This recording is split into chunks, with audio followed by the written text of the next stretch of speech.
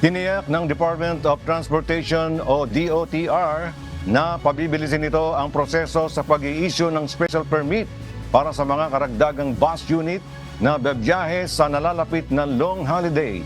Ayon sa ahensya, tugon ito sa posibilidad na maulit ang naging problema noong nakaraang peak season kung saan naipit sa matinding traffic ang mga bus kaya hindi agad nakababalik sa mga terminal.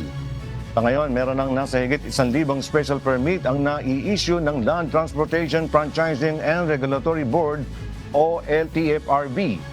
Sa regular na proseso, tatagal ng ilang araw o ilang linggo ang pagpapaproba ng special permit.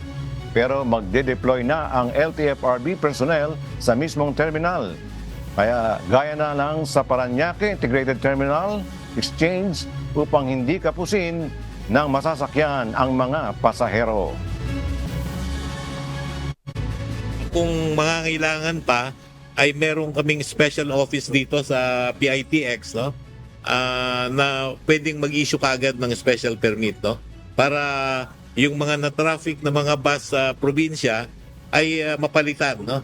And magkaroon ng additional capacity dito sa PITX. Napansin namin na marami ng pasahero, no?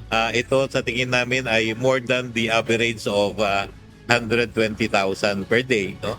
And nakita naman namin na maayos naman yung daloy ng mga pagkilos ng mga tao dito sa loob, no?